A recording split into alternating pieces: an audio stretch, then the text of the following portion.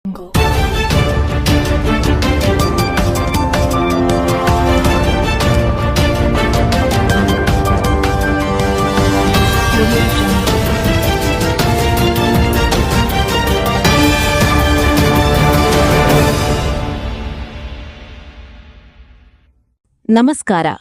ಹೊನ್ನಕಿರಣ news ಚಾನೆಲ್ಗೆ ಸ್ವಾಗತ. ವಿಜಯಪುರ ಜಿಲ್ಲಾ ಬಿಜೆಪಿ ಕಾರ್ಯಾಲಯದಲ್ಲಿ ಮಂಗಳವಾರ ಬಿಜೆಪಿ ಜಿಲ್ಲಾಧ್ಯಕ್ಷ ಗುರುಲಿಂಗಪ್ಪ ಅಂಗಡಿಯವರ ನೇತೃತ್ವದಲ್ಲಿ ಪತ್ರಿಕಾಗೋಷ್ಠಿ ನಡೆಯಿತು. ಜಿಲ್ಲಾಧ್ಯಕ್ಷ ಗುರುಲಿಂಗಪ್ಪ ಅಂಗಡಿ ಇವರು ಪತ್ರಿಕಾಗೋಷ್ಠಿಯಲ್ಲಿ ಸಚಿವ ಎಂಬಿ ಪಾಟೀಲ್ ವಿರುದ್ಧ ಆಕ್ರೋಶ ವ್ಯಕ್ತಪಡಿಸಿದರು. ಲೈಕ್ ಮಾಡಿ, ಶೇರ್ ಮಾಡಿ, ಸಬ್ಸ್ಕ್ರೈಬ್ ಮಾಡೋದನ್ನ ಮರಿಬೇಡಿ. ನೋಡ್ತಾಯಿರಿ ಹೊನ್ನಕಿರಣ ನ್ಯೂಸ್ ಕರ್ನಾಟಕ. ನಮಸ್ಕರಿಸಿ, ಅದೇ ರೀತಿ ಎಲ್ಲ ಮಾಧ್ಯಮ ಮಿತ್ರರಿಗೆ ನಮಸ್ಕರಿಸಿ. ಇವತ್ತು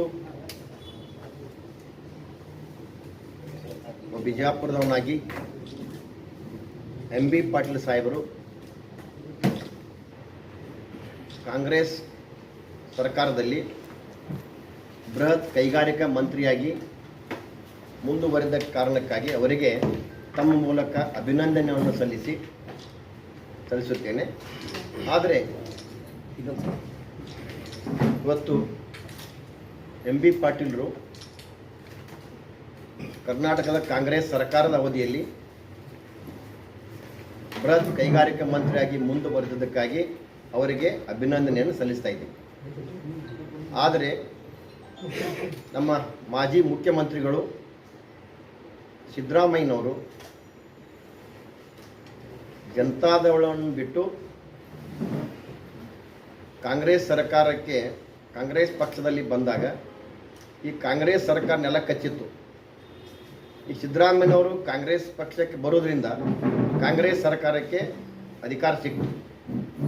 ಆದರೆ ಇವತ್ತು ಸಿದ್ದರಾಮಯ್ಯನವರಿಗೆ ಸರಿಯಾಗಿ ಆಡಳಿತವನ್ನು ಮಾಡಲಿಕ್ಕೆ ಕಾಂಗ್ರೆಸ್ ಸರ್ಕಾರ ಅನುಕೂಲ ಮಾಡಿಕೊಳ್ಳಿಲ್ಲ. ಸಾಕಷ್ಟು ಹಿಂಸೆಯನ್ನು ಕೊಟ್ಟರು. ಅವರ ಹಿರಿತನಕ್ಕೂ ಕೂಡ ಗೌರವವನ್ನು ಕೊಡದೆ ಅವರನ್ನು ಮುಖ್ಯಮಂತ್ರಿಯಿಂದ ಕೆಳಗಿಳಿಸಿದ್ದ ನೋವು ಕೂಡ ಇವತ್ತು ವ್ಯಕ್ತಪಡಿಸ್ತೀವಿ. ಇವತ್ತು ಮಾನ್ಯ ಸಿದ್ದರಾಮಯ್ಯನವರು ಅಹಿಂದ ಸಂಘಟನೆ ಮೂಲಕ ಕಾಂಗ್ರೆಸ್ ಸರ್ಕಾರಕ್ಕೆ ಶಕ್ತಿಯನ್ನು ತುಂಬಿದರು. ಆದರೆ ಬರೀ ಸಿದ್ದರಾಮಯ್ಯನಿಗೆ ಅಷ್ಟೇ ಅಲ್ಲ, ಇಡೀ ರಾಜ್ಯದ ಅಹಿಂದ ವರ್ಗ ಕೂಡ ಇವತ್ತು ಕಾಂಗ್ರೆಸ್ ಸರ್ಕಾರ ಅನ್ಯಾಯ ಮಾಡಿದೆ ಅಂತ ಹೇಳಿದ್ರು ತಪ್ಪಾಗಲಿಕ್ಕೆ. ಇವತ್ತು ನಾನು ಪತ್ರಿಕಾಗೋಷ್ಠಿಯನ್ನು ಕರೆದ ಮುಖ್ಯ ಉದ್ದೇಶ, ಎಂ ಬಿ ಪಾಟೀಲ್ ಸಾಹೇಬರು ನಮ್ಮ ದೇಶದ ಹೆಮ್ಮೆಯ ಪ್ರಧಾನಮಂತ್ರಿ ನರೇಂದ್ರ ಮೋದಿ ಅವರ ಆಡಳಿತದಲ್ಲಿ ಬೆಲೆ ಏರಿಕೆ ಬಗ್ಗೆ ಪತ್ರಿಕಾಗೋಷ್ಠಿಯಲ್ಲಿ ಹೇಳ್ಕೊಂಡಿದ್ದಾರೆ. ಆದ್ರೆ ನಾನು ಎಂ ಬಿ ಪಾಟೀಲ್ ಸಾಹೇಬರಿಗೆ ಹೇಳ್ತಾ ಇದ್ದೀನಿ, ಇವತ್ತು ಕಾಂಗ್ರೆಸ್ ಸರ್ಕಾರಕ್ಕೂ ಕಾಂಗ್ರೆಸ್ ಸರ್ಕಾರದ ರಾಜ್ಯದ ಯಾವ ನಾಯಕನಿಗೂ ಮೋದಿಯವರ ಬೆಲೆ ಏರಿಕೆ ಬಗ್ಗೆ ಮಾತನಾಡಲಿಕ್ಕೆ ನೈತಿಕ ಹಕ್ಕನ್ನು ಕಳ್ಕೊಂಡಿದೆ. ಯಾಕಂದ್ರೆ ನಿಮ್ಮ ಈ 3 ವರ್ಷದ ರಾಜ್ಯ ಸರ್ಕಾರದ ಒಂದು ಸಾಧನೆ ಏನಂತ ಕೇಳಿದ್ರೆ, ನಿಮ್ಮ ಸಾಧನೆ 3 ವರ್ಷದಲ್ಲಿ ಬೆಲೆ ಏರಿಕೆ ಮಾತ್ರ ಅದ. ಇಂಥವರು ನೀವು ಬೆಲೆ ಏರಿಕೆ ಬಗ್ಗೆ ಮಾತನಾಡಲಿಕ್ಕೆ ನೈತಿಕ ಹಕ್ಕಿಲ್ಲ. ಆದರೂ ಕೂಡ ನಾನು ಬಿಜಾಪುರ ಜಿಲ್ಲೆಯ ಭಾರತೀಯ ಜನತಾ ಪಕ್ಷ ಜಿಲ್ಲಾಧ್ಯಕ್ಷನಾಗಿ ನೀವು ಕೇಳಿದ ಪ್ರಶ್ನೆಗೆ ಉತ್ತರ ಕೊಡೋದು ನನ್ನ ಜವಾಬ್ದಾರಿ. ಇವತ್ತು ನೀವು ಹೇಳ್ತಾ ಇದ್ದೀರಿ 2014ನೇ ಇಸ್ವಿ ನರೇಂದ್ರ ಮೋದಿಜಿಯವರು ಪ್ರಧಾನಮಂತ್ರಿ ಆಗಿದ್ದ ಪೂರ್ವದಲ್ಲಿ UPA ಸರ್ಕಾರದಲ್ಲಿ ಡಾಕ್ಟರ್ ಮನಮೋಹನ್ ಸಿಂಗ್ ಅವರು ಪ್ರಧಾನಮಂತ್ರಿಯಾಗಿದ್ದಾಗ ಪೆಟ್ರೋಲ್ ಬೆಲೆ 65 ರೂಪಾಯಿ ಇತ್ತು, ಡೀಸೆಲ್ ಬೆಲೆ 50 ರೂಪಾಯಿ ಇತ್ತು, ಗ್ಯಾಸ್ ಸಿಲಿಂಡರ್ 415 ರೂಪಾಯಿ ಸಿಗ್ತಿತ್ತು, ಬಂಗಾರದ ಬೆಲೆ 3,500 ಇತ್ತು ಅಂತ ಹೇಳ್ತಿರ್ತಾವೆ. ಆದರೆ ಎಂ ಬಿ ಪಾಟೀಲ್ ಸಾಹೇಬರಿಗೆ ನಾನು ಹೇಳ್ತೀನಿ, ನೀವು 2014 ಇಸ್ವಿ ಎಷ್ಟಾಗಿ ತೊಗೊಳ್ತೀರಿ? ಇದು ಹೆಂಗಾಕೈತೆ ಅಂದ್ರೆ, ನಾವು ಸಣ್ಣವರಿದ್ದಾಗ ನಮ್ಮ ಅಜ್ಜ ಮತ್ತು ಅಜ್ಜಿ ಹೇಳ್ತಿದ್ರು, ನಮ್ಮ ಕಾಲದಲ್ಲಿ ಇಷ್ಟು ರೊಕ್ಕ ಕೊಟ್ಟರೆ ಕಿಲೋ ಬಂಗಾರ ಬರ್ತಿತ್ತು ಅಂತಕ್ಕಂಥದ್ದು. ಬೆಲೆ ಏರಿಕೆ ಅಂತಕ್ಕಂಥದ್ದು ಅದು ನಡ್ತಕ್ಕಂಥ ಪ್ರಕ್ರಿಯೆ ಅದು. ಆದರೆ ಮೊದಲು ಹೊಲಗಳ ಬೆಲೆ 1,000 ರೂಪಾಯಿ ಎಕರೆ ಇತ್ತು, ಇವತ್ತು 30 ಲಕ್ಷ ಎಕರೆ ಆಗಿದೆ. ಆದರೆ ನಾನು ಒಂದು ಕ್ಲಿಯರ್ ಮಾಡ್ತೀನಿ ಎಂ ಬಿ ಪಾಟೀಲ್ರಿಗೆ, ಯಾವಾಗ ಕಾಂಗ್ರೆಸ್ ಸರ್ಕಾರದ ಅವಾಗಿನ ಬೆಲೆ ಏರಿಕೆಗೆ ಕಂಪೇರ್ ಮಾಡಿದರೆ ಭಾರತೀಯ ಜನತಾ ಪಕ್ಷದ ಬೆಲೆ ಏರಿಕೆ ಭಾಳಷ್ಟು ಕಡಿಮೆ. ಉದಾಹರಣೆಯಾಗಿ ಇವತ್ತು ನೀವು 2014 ಇಸ್ವಿ ತೊಗೊಳೋದು ಬದಲಾಗಿ ನೀವು 2010 ವರ್ಷ ಹಿಂದೆ ಹೋಗ್ರಿ, 2004 ಇಸ್ವಿಗೆ ಹೋಗ್ರಿ. ಅವಾಗ UPA ಸರ್ಕಾರ ಇತ್ತಲ್ಲ, ಅವಾಗ ಏನಿತ್ತು ಪೆಟ್ರೋಲ್ ಬೆಲೆ, ಡೀಸೆಲ್ ಬೆಲೆ ಅಂತಕ್ಕಂಥದ್ದು. ಅವತ್ತು 2000 ಪೆಟ್ರೋಲ್ ಬೆಲೆ 33 ರೂಪಾಯಿ ಇತ್ತು. 10 ವರ್ಷದ ನಂತರ UPA ಸರ್ಕಾರದಲ್ಲಿನ ಅದು 65 ರೂಪಾಯಿ ಪೆಟ್ರೋಲ್ ಬೆಲೆ ಆಯಿತು. ಅಂದರೆ ಸುಮಾರು 111% ರೇಟ್ ಏರಿಕೆ ಆಯ್ತು 10 ವರ್ಷನ್ಯಾಗ. ಅದು ನರೇಂದ್ರ ಮೋದಿ ಅವ್ರ ಆಡಳಿತದಲ್ಲಿ 2014ರಿಂದ ಸುಮಾರು 2026ವರೆಗೆ ನೀವು ಕಂಪೇರ್ ಮಾಡಿದರೆ ಪೆಟ್ರೋಲ್ ಬೆಲೆ ಏರಿಕೆ ಆಗಿದ್ದು ಓನ್ಲಿ 45% ರೇಟ್ ಮಾತ್ರ ಹೆಚ್ಚಾಗಿದೆ. ಅಂದರೆ ಇದ್ರ ಬಗ್ಗೆ ನೀವು ತಾವು ವಿಚಾರಕ್ಕೆ ಉತ್ತರ ಕೊಡ್ರಿ. ಡೀಸೆಲ್ ಬೆಲೆ ಹೇಳ್ತೀರಿ, ಮನಮೋಹನ್ ಸಿಂಗ್ ಅವ್ರ ಆಡಳಿತದಲ್ಲಿ 2014ರಲ್ಲಿ 55 ರೂಪಾಯಿ ಅಂತ ಹೇಳ್ತೀರಿ. 10 ವರ್ಷದಿಂದ ಹೋಗ್ರಿ, 2004 ಇಸ್ವಿಗೆ ಹೋಗ್ರಿ, ಅವತ್ತಿನ ಬೆಲೆ ಏನಿತ್ತು? ಅವಾಗ ಡೀಸೆಲ್ ಬೆಲೆ ಬರೀ 22 ರೂಪಾಯಿ ಇತ್ತು. 22 ರೂಪಾಯಿಂದ 55 ರೂಪಾಯಿ ಇರೋದು ನಿಮ್ಮ ಸರ್ಕಾರದಲ್ಲಿನ ಅದು ಸುಮಾರು 150% ರೇಟ್ ಹೆಚ್ಚಾಗಿತ್ತು ಅವತ್ತಿಗೆ 10 ವರ್ಷನಾಗ. ಆದರೆ ಇವತ್ತಿನ ನರೇಂದ್ರ ಮೋದಿ ಅವ್ರ ರೇಟ್ ಬದಲಾವಣೆ ನೋಡಿದ್ರೆ ಸುಮಾರು 80-82% ಮಾತ್ರ ಹೆಚ್ಚಾಗೈತಿ. ಇದು ಯಾಕೆ ಹೆಚ್ಚಾಗೈತೆ ಅಂದ್ರೆ ಈ ಜಾಗತಿಕ ಬಿಕ್ಕಟ್ಟಿನಲ್ಲೂ ಕೂಡ ಕೇಂದ್ರ ಸರ್ಕಾರ ಭಾರತೀಯರಿಗೆ ಬೆಲೆ ಏರಿಕೆ ತೊಂದರೆ ಆಗಬಾರ್ದು ಅಂತ ಕೇಸಿಂದ ನರೇಂದ್ರ ಮೋದಿಯವರು ಎಕ್ಸ್ಟ್ರಾ ಡ್ಯೂಟಿ ಕಡಿಮೆ ಮಾಡಿದ್ದಾರೆ. ಇವತ್ತು ಪೆಟ್ರೋಲ್ ಮೇಲೆ 13 ರೂಪಾಯಿ ಎಕ್ಸ್ಟ್ರಾ ಡ್ಯೂಟಿ ತಗೋತಿತ್ತು ಕೇಂದ್ರ ಸರ್ಕಾರ. ಇವತ್ತು ಈ ಭಾರತೀಯರಿಗೆ ಜನಸಾಮಾನ್ಯರಿಗೆ ಹೊರೆ ಆಗಬಾರ್ದು ಕೇಸಿಂದ 13 ರೂಪಾಯಿ ತೆಗೆದುಕೊಳ್ತಕ್ಕಂಥ ಎಕ್ಸೈಸ್ ಡ್ಯೂಟಿಯನ್ನು 10 ರೂಪಾಯಿ ಕಡಿಮೆ ಮಾಡಿ ಬರೀ 3 ರೂಪಾಯಿ ತೆಗೆದುಕೊಳ್ತಾ ಇದ್ದಾರೆ. ಡೀಸೆಲ್ ಮೇಲೆ 10 ರೂಪಾಯಿ ಎಕ್ಸೈಸ್ ಡ್ಯೂಟಿ ಇತ್ತು, ಅದನ್ನು ಕಂಪ್ಲೀಟ್ ಬಿಟ್ಬಿಟ್ಟ. ಅಂದರೆ ಇದು ಜನರಿಗೆ ಪರವಾದ ಸರ್ಕಾರ ಇರೋದ್ರಿಂದ. ಆದರೆ ನಾನು ಇವತ್ತು MB ಪಾಟೀಲರಿಗೆ ಕೇಳ್ತಾ ಇದ್ದೆ, ಒಬ್ಬ ಕಾಂಗ್ರೆಸ್ ಸರ್ಕಾರದ ಪ್ರಭಾವಿ ನಾಯಕರಿರ್ತಾವೆ. ಇವತ್ತು ಪೆಟ್ರೋಲ್ ಡೀಸೆಲ್ ಏರಿಕೆ ಮಾಡಿದವರು ಕೇಂದ್ರ ಸರ್ಕಾರ ಅಲ್ಲ, ಇದು ಇಂಟರ್ನ್ಯಾಷನಲ್ ಮಾರ್ಕೆಟ್ನಲ್ಲಿ ಬೆಲೆ ಹೆಚ್ಚಾಗಿದೆ, ಟ್ಯಾಕ್ಸ್ನಲ್ಲಿ ಕಡಿಮೆ ಮಾಡಿದ್ದಾರೆ ಅವರು. ಆದರೆ ನೀವೇನು ಮಾಡ್ತಾ ಇದ್ದೀರಿ? ಸುಮಾರು ನಿಮ್ಮ ಆಡಳಿತದಲ್ಲಿ 2 ಸಲ ಪೆಟ್ರೋಲ್ ಮತ್ತು ಡೀಸೆಲ್ ಬೆಲೆಯನ್ನು ಏರಿಸಿದಿರಿ. ಇವತ್ತು ಸುಮಾರು ರಾಜ್ಯ ಸರ್ಕಾರ ಪೆಟ್ರೋಲ್ ಮೇಲೆ 29.84 ಟ್ಯಾಕ್ಸ್ ವ್ಯಾಟ್ ತೊಗೋತೀರಿ ನೀವು. ಡೀಸೆಲ್ ಮೇಲೆ 21.17 ರೂಪಾಯಿ ಟ್ಯಾಕ್ಸ್ ತೊಗೋತೀರಿ. ಅಂದಾಜು ಸುಮ್ಮನೆ ರಫ್ ಲೆಕ್ಕ ಮಾಡಿದಾಗ ಸುಮಾರು 1 ಲೀಟ್ರ್ ಪೆಟ್ರೋಲ್ ಜನಸಾಮಾನ್ಯ ಖರೀದಿ ಮಾಡಿದಂದ್ರೆ 33 ರೂಪಾಯಿ ಇವತ್ತು ರಾಜ್ಯ ಸರ್ಕಾರ ಹೋಗ್ತೈತಿ. 1 ಲೀಟ್ರ್ ಡೀಸೆಲ್ ಒಬ್ಬ ಜನಸಾಮಾನ್ಯ ಖರೀದಿ ಮಾಡಿದಂದ್ರೆ 21 ರೂಪಾಯಿ ರಾಜ್ಯ ಸರ್ಕಾರ ಹೋಗ್ತೈತಿ. ನೀವು ದೊಡ್ಡ ಮನಸ್ಸು ಮಾಡಿರಿ. ಈಗ ಜಾಗತಿಕ ಮಟ್ಟದಲ್ಲಿ ಕಚ್ಚಾ ತೈಲಗಳ ಬೆಲೆ ಏರಿಕೆ ಇರ್ಬೋದು, ಇಂಟರ್ನ್ಯಾಷನಲ್ ಮಾರ್ಕೆಟ್ ಬೆಲೆ ಏರಿದ್ರಿಂದ ನೀವು ಎಲ್ಲಿವರೆಗೆ ಅದು ಸಮ ಆಗುವವರೆಗೆ ನೀವು ಟ್ಯಾಕ್ಸ್ ಬಿಟ್ಬಿಡ್ರಿ. ರಾಜ್ಯದ ಜನರ ಮೇಲೆ ನಿಮಗೆ ಕನಿಕರ ಇತ್ತಂದ್ರೆ ನೀವೊಬ್ಬರು ಈ ರೀತಿ ಬೆಲೆ ಏರಿಕೆ ಬಗ್ಗೆ ಮಾತನಾಡ್ತಕ್ಕಂಥ MB ಪಾಟೀಲ್ ಇರ್ಬೋದು, ಇವತ್ತು ರಾಜ್ಯ ಸರ್ಕಾರದ ಎಲ್ಲ ಮುಖ್ಯಮಂತ್ರಿಗಳೆಲ್ಲರಿಗೂ ನಾನು ಮನವಿ ಮಾಡ್ತೀನಿ, ನಿಮ್ಗೆ ಅಷ್ಟು ಕಳಕಳಿ ಇತ್ತಂದ್ರೆ ಯಾವ ರೀತಿ ನಮ್ಮ ನರೇಂದ್ರ ಮೋದಿಯವರು ಜನರ ಮೇಲೆ ಹೊರೆ ಬೀಳಬಾರ್ದು ದೇಶದಿಂದ ಟ್ಯಾಕ್ಸನ್ನು ಬಿಟ್ಟಿದ್ದಾರೆ, ಎಕ್ಸೈಸ್ ಡ್ಯೂಟಿ ಕಟ್ ಮಾಡಿದ್ದಾರೆ. ಆ ರೀತಿ ನೀವು ಟ್ಯಾಕ್ಸ್ ಬಿಟ್ಬಿಟ್ರಿ ಅಂದ್ರೆ ಪುಣ್ಯಾತ್ಮರೇ, ಇವತ್ತು ನಿಮಗೆ ನಮ್ಮ ರಾಜ್ಯ ಜನರಿಗೆ ಪೆಟ್ರೋಲ್ 77 ರೂಪಾಯಿ 60 ಪೈಸೆ ಕೊಡ್ಬೋದು, ಡೀಸೆಲ್ 77 ರೂಪಾಯಿ ಕೊಡ್ಬೋದು. ಇವತ್ತು ಅಷ್ಟು ಕಡಿಮೆ ಮಾಡೋಕ್ಕೆ ಸಾಧ್ಯತೆ ನಿಮಗೆ. ಆ ಕೆಲಸ ಯಾಕೆ ಮಾಡಬಾರದು? ಇವತ್ತು ಗೃಹ ಉಪಯೋಗಿ ಗ್ಯಾಸ್ ಬಗ್ಗೆ ತಾವು ಮಾತನಾಡ್ತೀವಿ. ಇದು ಗ್ಯಾಸ್ ನಮ್ಮ ಇಂಡಿಯಾದಲ್ಲಿ ಸಿಗ್ತಕ್ಕಂಥಲ್ಲ, ಇದನ್ನು ಇಂಪೋರ್ಟ್ ಮಾಡ್ಕೋಬೇಕಾಗ್ತದೆ. ಇದು ಜಾಗತಿಕ ಯುದ್ಧ ಮಟ್ಟದಲ್ಲಿ ಇವತ್ತು ಉಕ್ರೇನ್ ಇಸ್ರೇಲ್ ರಷ್ಯಾ ಇದ್ದಿರ್ಬೋದು, ಇವತ್ತು ಇರಾನ್ ಮತ್ತು ಇಸ್ರೇಲ್ ಯುದ್ಧ ಇರುವಂಥ ಸಂದರ್ಭದಲ್ಲಿ ಇವತ್ತು ಸಾಕಷ್ಟು ಜಲಸಂಧಿಗಳ ಮಾರ್ಗಗಳೇ ಬಂದ ಸಂದರ್ಭದೊಳಗೆ ಇವತ್ತು ನರೇಂದ್ರ ಮೋದಿಯವರು ಭಾಳಷ್ಟು ಪ್ರಯತ್ನ ಮಾಡಿ ಇವತ್ತು ಭಾರತೀಯರಿಗೆ ತೊಂದರೆ ಆಗದ ರೀತಿ ಸಾಕಷ್ಟು ಪ್ರಯತ್ನ ಮಾಡ್ತಾ ಇದ್ದಾರೆ. ನೀವು ಯುವಕರ ಬಗ್ಗೆ ಮಾತನಾಡ್ತೀವಿ. ಇವತ್ತು ಕೇಂದ್ರ ಸರ್ಕಾರ ಸ್ಟಾರ್ಟಪ್ ಇರ್ಬೋದು, ಮುದ್ರಾ ಯೋಜನೆ ಮೂಲಕ 106 ಕೋಟಿ ಹಣವನ್ನು ಸಾಲವನ್ನು ಕೊಡುವ ಮೂಲಕ ಇವತ್ತು ಯುವಕರಿಗೆ ಉದ್ಯೋಗದಾತರನ್ನ ಮಾಡಿದ್ದಾರೆ. ಇವತ್ತು ರಾಜ್ಯ ಸರ್ಕಾರ ಇವತ್ತು 3 ಲಕ್ಷ ಹುದ್ದೆಗಳ ಖಾಲಿ ಇದ್ದರು, ಇವತ್ತು ಆರ್ಥಿಕ ಇಲಾಖೆ ಅದನ್ನು ತುಂಬುತ್ತಾ ಇಲ್ಲ.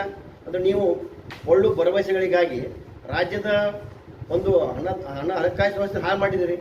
ಅದಕ್ಕೆ ಇವತ್ತು ಆರ್ಥಿಕ ಇಲಾಖೆ ಕೂಡ ಒಪ್ಪಲಾದಂಥ ಪರಿಸ್ಥಿತಿಗೆ ಬಂದಿದೆ. ಚಿನ್ನದ ಬೆಲೆ ನೀವು ಕಂಪೇರ್ ಮಾಡಿದರೆ UPA ಸರ್ಕಾರದಲ್ಲಿ 370% ಹೆಚ್ಚಾಗಿದೆ. ಅದೇ NDA ಸರ್ಕಾರದಲ್ಲಿ 167% ಮಾತ್ರ ಹೆಚ್ಚಾಗಿತ್ತು. ಇವತ್ತು ಇನ್ನೊಂದು ಈಗ ತಾವೆಲ್ಲ ನೋಡಿದ್ವಿ ನಾವು 3 ವರ್ಷನಾಗೆ ಎಲ್ಲ ವಸ್ತುಗಳ ಮೇಲೆ ಬೆಲೆ ಏರಿಕೆ ಮಾಡಿರಿ. ಈಗ ಖರೀದಿ ರೈತರ ಹೊಲ ಖರೀದಿಯಲ್ಲಿ ಇರ್ಬೋದು, ಅದು ಕೂಡ ಸಾಕಷ್ಟು ಬದಲಾವಣೆಯನ್ನು ಹೆಚ್ಚು ಮಾಡಿದೆ. ಆದರೆ ಪುಣ್ಯಾತ್ಮರೇ, ಇವತ್ತು ಈ ಸಾಲ ಮಾಡ್ತಕ್ಕಂಥ ವ್ಯಕ್ತಿಗಳಿಗೆ, ರೈತರಿರ್ಬೋದು, ವ್ಯಾಪಾರಸ್ಥರಿರ್ಬೋದು, ಸಾಲ ಮಾಡ್ತಕ್ಕಂಥ ವ್ಯಕ್ತಿಗೆ ಮಾರ್ಟ್ಗೇಜ್ ಮಾಡಬೇಕು, ಅವ್ರ ಉತ್ತಾರಿ ಮೇಲೆ ಬೋಜ ಏರಿಸ್ಬೇಕಂದ್ರೆ ಅವ್ರಿಗೂ ಕೂಡ ಲಕ್ಷ ನೀವು ವಸೂಲಿ ಮಾಡ್ತಾ ಇದ್ರಿ. ಸಾಲ ಮಾಡೋರಿಗೆ ಕೂಡ ಇವತ್ತೊಂದು ಟ್ಯಾಕ್ಸ್ ಕಲೆಕ್ಟ್ ಮಾಡ್ತಕ್ಕಂಥ ಏನು ಒಂದು ಪರಿಸ್ಥಿತಿ ಅದ. ಅದಕ್ಕೆ ಇವತ್ತು ನಾನು ಹೇಳೋದಿಷ್ಟೇ, ನಿಮಗೆ ಯಾವ ನೈತಿಕತೆ ಉಳಿದಿಲ್ಲ. ಇನ್ನೊಂದು ವಿಷಯ ನಾನು ಬರ್ತೀನಿ. MB ಪಾಟೀಲರು ಒಂದು ಮಾತು ಹೇಳಿದ್ದಾರೆ, 2028ಕ್ಕೆ ಅಲ್ಪಸಂಖ್ಯಾತರನ್ನು ನಾವು MLA ಮಾಡ್ತೀವಿ. ಅಂದರೆ ಬಿಜಾಪುರ ಜಿಲ್ಲೆ ಜನತೆ ಕ್ಲಿಯರ್ ಮಾಡ್ಯಾರ ಅವರು. ಇಲ್ಲಿವರೆಗೆ ಅಲ್ಪಸಂಖ್ಯಾತರನ್ನು ಶಾಸಕನ ಮಾಡೋಕೆ ಅವ್ರ ಪ್ರಯತ್ನ ಯಾರೂ ಮಾಡಿಲ್ಲ ಅಂತಕ್ಕಂಥದ್ದು ಕ್ಲಿಯರ್ ಆಗಿದೆ. ಅದಕ್ಕೆ ಮೊನ್ನೆ ಒಂದು ಘಟನೆ ಆಯಿತು, ತಾವೆಲ್ಲ ನೋಡಿದ್ದು, ತಮ್ಮ ಮಾಧ್ಯಮಕ್ಕೆ ನೋಡಿದ್ದೀನಿ ನಾನು. ಎಸ್ಕಾಮದ ಒಂದು ಕಚೇರಿ ಉದ್ಘಾಟನಾ ಸಮಾರಂಭದಲ್ಲಿ ನಮ್ಮ ನಗರ ಶಾಸಕರು ಬಸನಗೌಡ ಪಾಳ್ಯ ಯತ್ನಾಳರು ಭಾಳಷ್ಟು ಸ್ವಾರಸ್ಯಕರವಾಗಿ ಮಾತನಾಡಿದರು. MB ಪಾಟೀಲರು ಗುಣಗಾನ ಮಾಡಲಿಕ್ಕೆ ಕಾಂಗ್ರೆಸ್ ಸರ್ಕಾರದ ವೇದಿಕೆಗೆ ನಾನು ಕರೆದ್ರು ಅಂತಕ್ಕಂಥದ್ದು. ಆ ರೈಲ್ವೇದಲ್ಲಿ ನಾನು ರಿಟರ್ನ್ ಬಂದೆ ಅಂತಕ್ಕಂಥ ಏನು ಸ್ವಾರಸ್ಯಕರ ಮಾತು ಹೇಳುವ ಮಾತಿನ ಬರದಲ್ಲಿ ಯಾವ ನಮ್ಮ ನಗರ ಶಾಸಕ ಬಸನಗೌಡ ಪಾಳ್ಯ ಯತ್ನಾಳರು ನಮ್ಮ ರಾಜ್ಯಾಧ್ಯಕ್ಷರ ಬಗ್ಗೆ, ಬೇರೆ ರಾಜಕಾರಣ ಬಗ್ಗೆ ಅಡ್ಜಸ್ಟ್ಮೆಂಟ್ ರಾಜಕಾರಣ ಮಾತಾಡುವಂಥ ಸುಳ್ಳು ಮಾತುಗಳನ್ನ ಮಾತಾಡ್ತಕ್ಕಂಥ ಬಸನಗೌಡರು ಮಾತಿನ ಬರದಲ್ಲಿ MB ಪಾಟೀಲರು ಮತ್ತು ಬಸನಗೌಡರ ಒಂದು ಒಳ ಒಪ್ಪಂದನೂ ಕೂಡ ಅವ್ರು ಕ್ಲಿಯರ್ ಮಾಡಿಬಿಟ್ರು. ಅದಕ್ಕೆ ಇವತ್ತು MB ಪಾಟೀಲರು ಗಾದಾಗಿಬಿಟ್ರೆ ಮುಂದೆ ಹೆಂಗತ್ತೆ ಅಲ್ಪಸಂಖ್ಯಾತ ಬಿಟ್ಟವ್ರು ಹೆಂಗೆ ಅಂತಕ್ಕಂಥ. ಯಾಕೆ ನೋಡಿದಾರೆ ಎಕ್ಸಾಂಪಲ್ ಮೊನ್ನೆ ಚುನಾವಣೆಯಲ್ಲಿ ದಾವಣಗೆರೆ ಚುನಾವಣೆ ಏನಾಯಿತು ಕಾಂಗ್ರೆಸ್ ಪರಿಸ್ಥಿತಿ ಅಂತಕ್ಕಂಥದ್ದು. ಇದನ್ನು ತಿಳ್ಕೊಂಡು ಮುಂದಿನ ದಿನಮಾನದಲ್ಲಿ ಕಾಂಗ್ರೆಸ್ಸಿಗೆ ಅಲ್ಪಸಂಖ್ಯಾತರು ಇನ್ನು ದೂರ ಹೋಗ್ತಾರೆ ಅಂತಕ್ಕಂಥದ್ದು. ಯಾವ ರೀತಿ ಗುಜರಾತ್ನಲ್ಲಿ, ಉತ್ತರ ಪ್ರದೇಶದಲ್ಲಿ ಭಾಳಷ್ಟು ಅಲ್ಪಸಂಖ್ಯಾತರು ಇವತ್ತು ಭಾರತೀಯ ಜನತಾ ಪಕ್ಷ ವಾಲ್ತಾ ಇದ್ದಾರೆ. ಅದ್ರ ನೋವು ಇವತ್ತು ಅವ್ರಿಗೆ ಕಾಡ್ತಾ ಇದೆ. ಅವ್ರು ಹೇಳಿದ್ದಾರೆ 8ಕ್ಕೆ 8 ಕಾಂಗ್ರೆಸ್ ಶಾಸಕರು ಆರಿಸ್ತಾ ಸಾಧ್ಯ ಇಲ್ಲ ನಿಮಗೆ. ನಾನು ಈಗ ಮೊದಲೇ ಪತ್ರಿಕಾಗೋಷ್ಠಿ ಹೇಳಿದ್ದೆ ನಾನು MB ಪಾಟೀಲ್ರಿಗೆ, ನೀವು ಮುಖ್ಯಮಂತ್ರಿ ಆಸೆ ಇದ್ದವ್ರಿದ್ರಿ, ನೀವು ಏನೇ ಮುಖ್ಯಮಂತ್ರಿ ಆಗ್ಬೇಕು ಕನಸಿತ್ತಂದ್ರೆ ನೀವು 2020 ಬಂಟ್ರ ಒಳಗೆ ಈಗೇನು ಅವಕಾಶ ಇದೆ 2 ವರ್ಷ, ಈಗ ನೀವು ಪ್ರಯತ್ನ ಮಾಡ್ಬೋದು. ಮುಂದಿನ ಸಲ 2028ಕ್ಕೆ 8ಕ್ಕೆ 8 ಇಲ್ಲಿ ಭಾರತೀಯ ಜನತಾ ಪಕ್ಷ ಅಭ್ಯರ್ಥಿ ಆರಿಸಿ ಬರ್ತಾರಂತಕ್ಕಂಥದ್ದು ಸ್ಪಷ್ಟವಾಗಿ ನಾನು ಇವತ್ತು ಹೇಳ್ತಾ ಇದ್ದೀನಿ. ಇವತ್ತು ಅಲ್ಪಸಂಖ್ಯಾತರು ಜಾಗೃತರಾಗ್ಯಾರ. ಇವತ್ತು ನಮ್ಮ ಭಾರತೀಯ ಜನತಾ ಪಕ್ಷದ ರಾಜ್ಯಾಧ್ಯಕ್ಷ PR ವಿಜೇಂದ್ರ ಇರ್ಬೋದು, ನಮ್ಮ ಸಂಸದರು ಜಿಗಜಿಣಗಿ ಸಾಹೇಬರು ಕೂಡ ಭಾಳಷ್ಟು ಆ್ಯಕ್ಟಿವ್ ಆಗಿ ಇವತ್ತು ಬಿಜಾಪುರ ಜಿಲ್ಲೆ ಜನತೆಯಾಗಿ ಸ್ಪಂದಿಸ್ತಾ ಇದ್ದಾರೆ. ಬರುವ ದಿನಮಾನದಲ್ಲಿ ಇವರು ನಮ್ಮ ಜಿಗಜಿಣಗಿ ಸಾಹೇಬರ ನೇತೃತ್ವದಲ್ಲಿ ನಾವು 8ಕ್ಕೆ 8 ಮತಕ್ಷೇತ್ರದಲ್ಲಿ ಭಾರತೀಯ ಜನತಾ ಪಕ್ಷ ಗೆಲ್ತದೆ.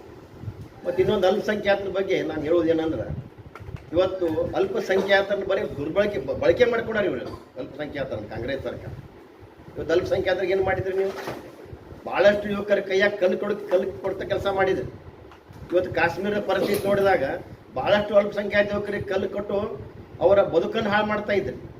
ಇವತ್ತು ಯಾವಾಗ ನಮ್ಮ ನರೇಂದ್ರ ಮೋದಿಯವರು ಕಾಶ್ಮೀರವನ್ನು ನಮ್ಮ ಕ್ಲಿಯರ್ ಮಾಡಿದಾಗ ಇವತ್ತು ಆ ಮಕ್ಕಳ ಕೈಯಲ್ಲಿ ಪೆನ್ನು ಮತ್ತು ಪುಸ್ತಕ ಬರ್ತಾ ಇದೆ. ಇವತ್ತು ಆ ಮಕ್ಕಳ ತಂದೆ ತಾಯಿ ಇರ್ಬೋದು, ಅವ್ರ ಪೇರೆಂಟ್ಸ್ ಇರ್ಬೋದು, ಇವತ್ತು ಆನಂದ ಪಡ್ತಾ ಇದ್ದಾರೆ ಮಕ್ಕಳ ಒಂದು ಬದಲಾವಣೆಯನ್ನು ಕಂಡು. ಇನ್ನೂ ಸ್ವಲ್ಪ ಇದೆ ಬದಲಾವಣೆ, ಸ್ವಲ್ಪ ದಿವಸದಲ್ಲಿ ಆಗ್ತೈತೆ ಅಂತಕ್ಕಂಥದ್ದು. ಅದಕ್ಕೆ ಕೊನೆಯದಾಗಿ ನಾ ಇನ್ನೊಂದು ಬಿಜಾಪುರ ಜಿಲ್ಲೆಯ ರಾಜಕೀಯ ಬಗ್ಗೆ ಸ್ವಲ್ಪ ನಾನು ಮಾತಾಡೋಕ್ಕೆ ಇಚ್ಛೆ ಪಡ್ತೀನಿ. ಇವತ್ತು ನಾವಲ್ಲಿ ನೋಡ್ತಾ ಇದ್ದೀವಿ ಬಿಜಾಪುರ ರಾಜಕೀಯ ಒಂದು ವ್ಯವಸ್ಥೆ, ಪತ್ರಿಕಾಗೋಷ್ಠಿ ಇರ್ಬೋದು, ವೈಯಕ್ತಿಕವಾಗಿ ಟಾರ್ಗೆಟ್ ಮಾಡ್ತಕ್ಕಂಥದ್ದು, ಕೆಟ್ಟ ಪದಗಳನ್ನ ಬಳಕೆ ಮಾಡ್ತಕ್ಕಂಥದ್ದು, ಎಲ್ಲರಿಗೂ ಕೆಟ್ಟ ಪದಗಳನ್ನ ಬಳಕೆ ಮಾಡ್ತಕ್ಕಂಥದ್ದು ಕೂಡ ಭಾಳ ನೋವಿನ ಸಂಗತಿ ಅದು. ಯಾಕಂದರೆ ನಮ್ಮ ಬಿಜಾಪುರ ಜಿಲ್ಲೆಯಲ್ಲಿ ಸಿದ್ದೇಶ್ವರ ಮಹಾಸ್ವಾಮಿಗಳು ತಮ್ಮ ಜೀವನ ಉದ್ದಕ್ಕೂ ಬಿಜಾಪುರ ಜಿಲ್ಲೆಯ ಜನತೆಗೆ ಹೇಳಿಕೊಟ್ಟದ್ದು ಯಾವ ರೀತಿ ನಾವು ಬದುಕಬೇಕು, ನಮ್ಮ ಮಾತುಗಳು ಹೆಂಗಿರ್ಬೇಕಂತ ಹೇಳ್ಕೊಟ್ಟಾರ. ಅದಕ್ಕೆ ದಯಮಾಡಿ ಬಿಜಾಪುರ ಜಿಲ್ಲೆ ಎಲ್ಲ ರಾಜಕೀಯ ಪಕ್ಷದ ನಾಯಕರಿಗೆ ಹೇಳ್ತಾ ಇದ್ದೇನೆ ನಾನು, ಇಲ್ಲಿ ಏನಾಗಿತ್ತು ಇಲ್ಲಿವರೆಗೆ ಆಗ್ಯದ, ಇದನ್ನು ಕೊನೆಗೊಳಿಸಲೇಬೇಕು. ಇಲ್ಲ ಅಂದ್ರೆ ನೀವು ನಿಮ್ಮ ವೈಯಕ್ತಿಕ ಮಾತಿನ ಚಾಳಿಗೋಸ್ಕರ ಬಿಜಾಪುರ ಜಿಲ್ಲೆಯ ಮಾನ ಮರ್ಯಾದೆ ಕಳೀತೀರಿ ಅಂತಕ್ಕಂಥ ಒಂದು ಎಚ್ಚರಿಕೆಯನ್ನು ನಾನು ಕೊಡೋಕೆ ಇಚ್ಛೆ ಪಡ್ತೀನಿ. ಇಷ್ಟು ವಿಚಾರವನ್ನು ನಾನು ಹೇಳಿ ನನ್ನ ಪತ್ರಿಕಾಗೋಷ್ಠಿಯನ್ನು ಮುಗಿಸ್ತಾ ಇದ್ದೀನಿ.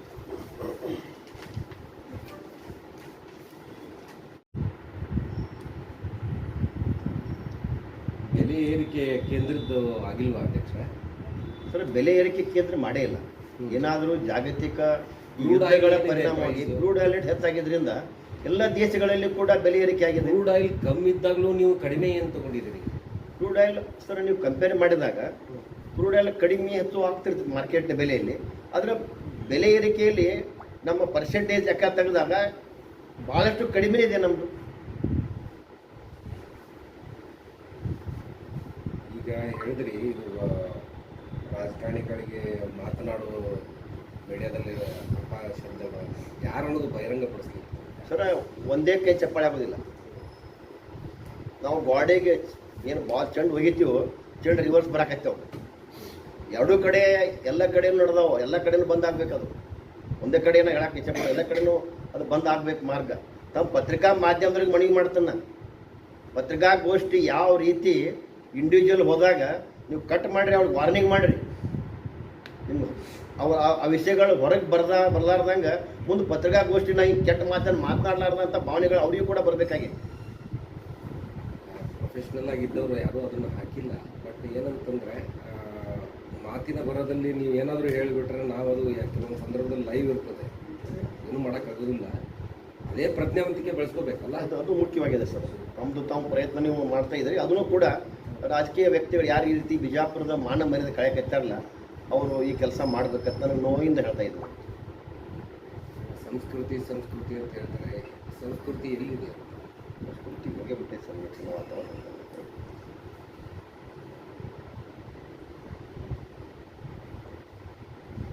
Right sir, thank you.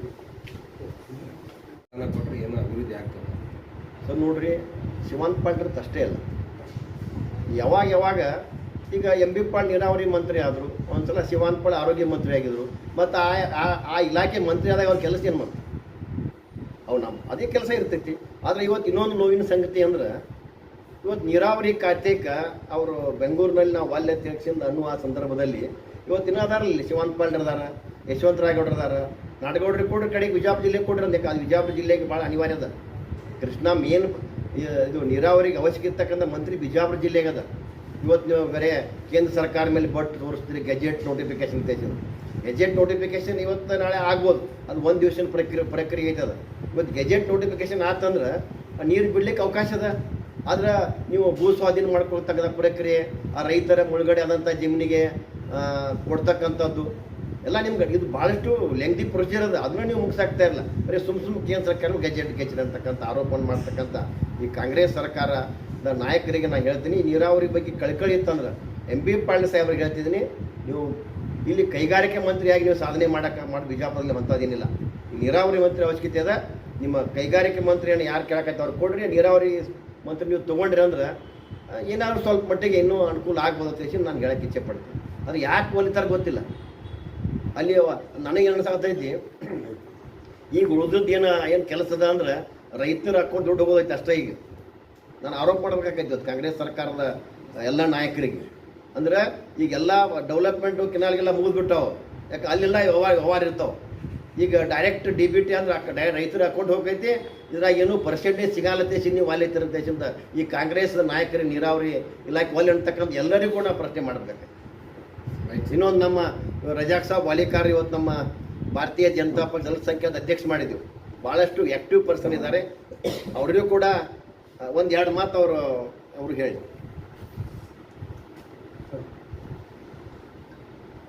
ಎಲ್ಲ ಮಾಧ್ಯಮ ಮಿತ್ರರಿಗೆ ಎಲ್ಲ ಮಾಧ್ಯಮ ಮಿತ್ರರಿಗೆ ನಮಸ್ಕರಿಸುತ್ತಾ, ನಮ್ಮ ಜಿಲ್ಲೆಯ ಅಧ್ಯಕ್ಷರಿಗೆ ನಮಸ್ಕರಿಸುತ್ತಾ, ಹಾಗೂ ನಮ್ಮ ವಕೀಲರಿಗೆ ನಮಸ್ಕರಿಸುತ್ತಾ, ಇವತ್ತಿನ ಈ ಪತ್ರಿಕಾಗೋಷ್ಠಿಯಲ್ಲಿ ನನಗೆ ಗುರುತಿಸಿ ಅಲ್ಪಸಂಖ್ಯಾತರ ನನ್ನನ್ನು ಗುರುತಿಸಿ ನನ್ನ ಜಿಲ್ಲೆಯ ಎಲ್ಲ ನಾಯಕರು ಹಾಗೂ ರಾಜ್ಯದ ಎಲ್ಲ ನಾಯಕರು ನನ್ನನ್ನು ಗುರುತಿಸಿ ನನ್ನ ಜಿಲ್ಲೆಯ ಅಲ್ಪಸಂಖ್ಯಾತ ಅಧ್ಯಕ್ಷರನ್ನಾಗಿ ಮಾಡಿದ್ದಕ್ಕಾಗಿ ನಾ ಎಲ್ಲರಿಗೆ ತುಂಬ ಹೃದಯದಿಂದ ಅವರಿಗೆ ಧನ್ಯವಾದ ಸಲ್ಲಿಸುತ್ತೇನೆ. ಮುಂದಿನ ದಿನಗಳಲ್ಲಿ ನಾನು ಈ ನನ್ನ ಕೊಟ್ಟಂಥ ಜವಾಬ್ದಾರಿಯನ್ನು ಯಶಸ್ವಿಯಾಗಿ ನಿಭಾಯಿಸ್ಕೊತಾ ಎಲ್ಲ 8 ಮತಕ್ಷೇತ್ರದಲ್ಲಿ ನಮ್ಮ ಪಕ್ಷದ ನಮ್ಮ ಅಲ್ಪಸಂಖ್ಯಾತರ ಎಲ್ಲ ನಾಯಕರನ್ನು ಒಗ್ಗೂಡಿಸಿ ಭಾರತೀಯ ಜನತಾ ಪಕ್ಷಕ್ಕೆ ಒಂದು ಅಲ್ಪಸಂಖ್ಯಾತರ ಒಂದು ಕೊಡುಗೆಯನ್ನು ಕೊಡುವಂಥ ಕಾರ್ಯಕ್ರಮವನ್ನು ನಾವು ಮುಂದುವರಿಸ್ತೀನಿ ಅಂತ ಹೇಳಿ ನನ್ನ ಮಾತನ್ನು ಮುಗಿಸ್ತೇನೆ.